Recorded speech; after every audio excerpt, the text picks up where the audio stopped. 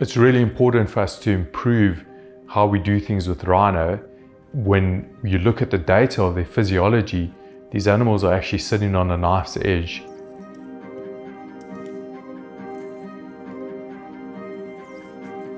My field research is very much related to looking at particularly the veterinary management practices like the capture, the anesthetic, transport of animals, translocation.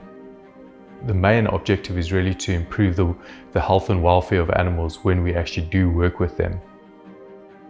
So this project is all about trying to better understand the different drugs that people are using in the field, to try and understand how these drugs are affecting these rhino, because the drugs actually cause quite severe cardiorespiratory side effects.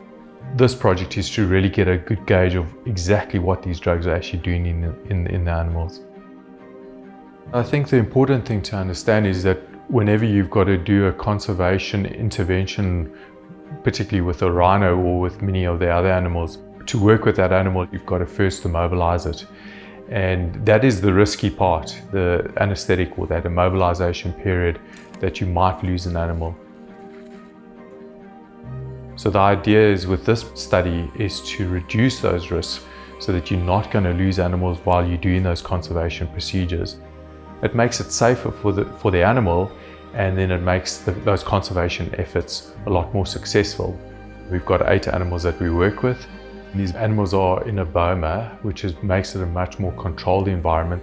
What we do with these animals is we dart them on 4 different occasions at 2-week intervals, and each animal will get 4 different drug combinations. We use the metabolic power lab system, and we're using it as a way of monitoring the physiology during the anesthesia. The main things that we're measuring in these animals is the airflow, which is measured by a spirometer, and that allows us to measure the ventilation, so how much the animals are breathing, how often they breathe in, respiratory rate, and also the depth, which is called the tidal volume. Another component is looking at their metabolism. So we look from the expired gases. Each time they breathe out, we look at their CO2 and oxygen levels, and that allows us to calculate metabolism from them. The VO2 and the VCO2 give us an indication of how much oxygen they're burning up, how much CO2 they're producing. And that's very important with these rhino, because these drugs actually make them hypermetabolic, and we need to find drugs that actually reduce that metabolism. We get blood samples that we then look at the blood gases, the level of oxygenation, the carbon dioxide, pH, and a couple of other variables.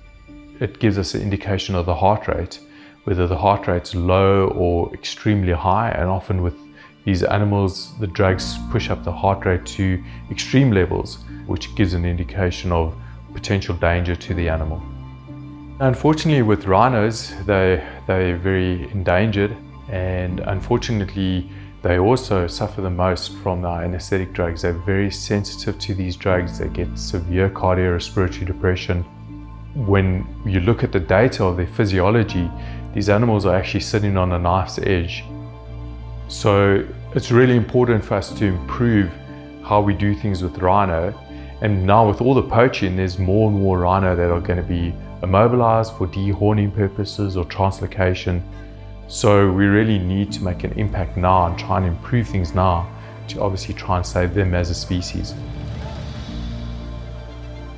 A lot of what we've done with particularly using the Power Lab system and all the different things that we're doing to work with these animals, it's been great to have the support from the ADI team, and they've helped me out with so many issues and problems, and they've really just given a lot of technical help and support, and it's been really great to have them help us with all the research over the years.